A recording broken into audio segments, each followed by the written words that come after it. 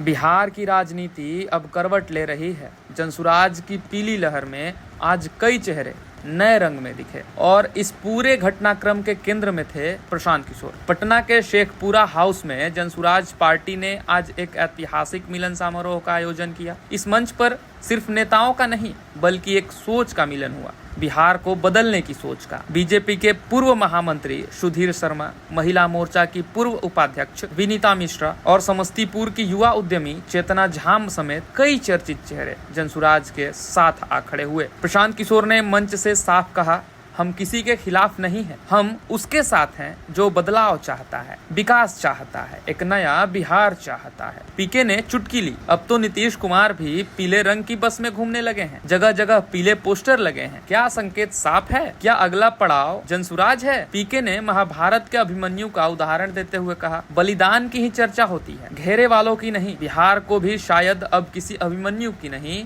एक रणनीतिक योद्धा की जरूरत है। तो क्या जनसुराज बिहार की अगली राजनीतिक धुरी बनने जा रही है? क्या यह सिर्फ एक आंदोलन है या एक नई सत्ता की शुरुआत? जवाब वक्त देगा, लेकिन संकेत अब दिखने लगे हैं।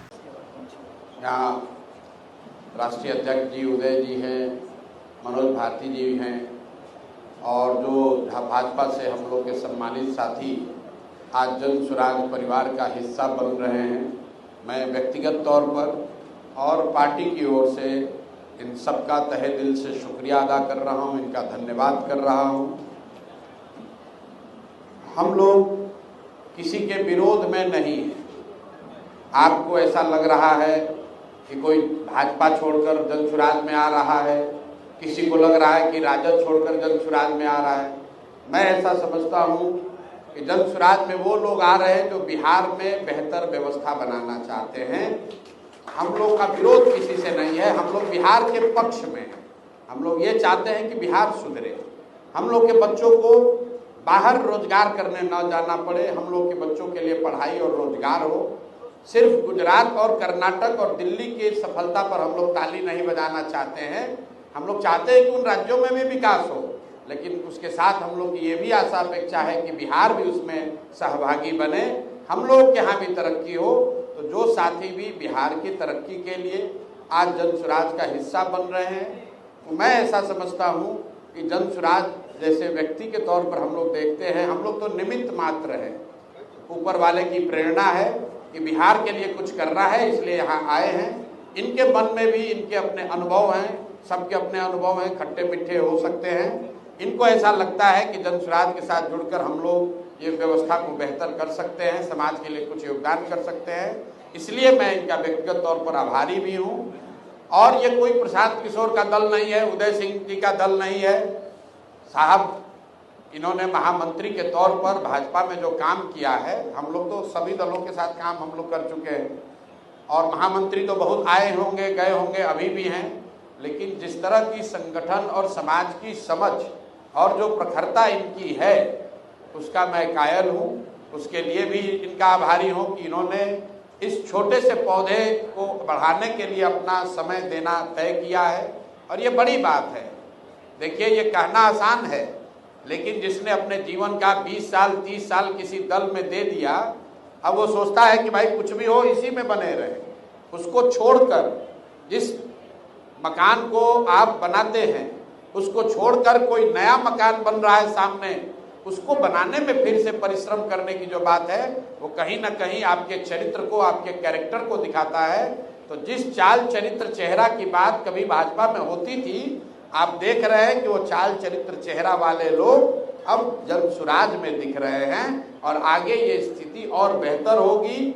जो भी बिहार को सुधारना चाहता है, जो भी बिहार में सुधार होते देखना चाहता है, जो भी ये सुनिश्चित करना चाहता है कि कम से कम हम लोग के आने वाली पीढ़ी को कोई बिहारी कह के गाली न दे, उसको स्पष्ट रास्ता दिख रहा है। वो रास्ता है जनसुराज का रास्ता, वो प्रशांत किशोर का रास्ता नहीं है। ये बिहार में बदलाव का रास्ता है, बिहार में बेहतरी का रास्ता है। और जो लोग भी इसमें जुड़ रहे हैं, उनको इस बात का भी भरोसा मैं फिर से दिला रहा हूँ, उनको भरोसा होगा भी कि जनसुराज किसी व्यक्ति का दल नहीं है, ये किसी जाति विशेष का दल नहीं है, ये किसी परिवार का दल नहीं है, ये 4-5 लोगों के समूह का दल नहीं है। ये बिहार के हर उस व्यक्ति का दल है जो बिहार में बदलाव चाहता है, बिहार में बेहतरी चाहता है। ये संभव है कि आज जन स्वराज के चेहरे के तौर पर प्रशांत किशोर आपको दिख रहे हैं, लेकिन मेरा विश्वास है कि आने वाले समय में प्रशांत किशोर से भी ज्यादा काबिल लोग, प्रशांत किशोर से भी ज्यादा प्रखर लोग जन स्वराज के इस प्लेटफॉर्म से जुड़ेंगे, इसका नेतृत्व भी करेंगे, इसका चेहरा भी बनेंगे और समाज में वो प्रतिष्ठा और विश्वास भी हासिल करेंगे। आपने देखा है भाजपा में कभी आडवाणी जी रहे होंगे, आज उनका चेहरा कोई और है। उससे आडवाणी जी से पहले लोग थे, आज कोई चेहरा उसका दूसरा है। कांग्रेस ग्रुप में कभी मोतीलाल नेहरू जी का चेहरा था, फिर गांधी जी का हो गया, फिर नेहरू जी का हो गया। यही तो लोकतंत्र है। व्यवस्था ऐसी होनी चाहिए कि काबिलियत के आधार पर, समर्पण के आधार पर, ईमानदारी से काम करने वाले हर व्यक्ति के पास ये अवसर होना चाहिए कि अगर उसमें क्षमता है, जज्बा है, ऊपर वाले ने उसको बुद्धि शक्ति दी है, तो उसको आगे बढ़ने का अवसर होना चाहिए।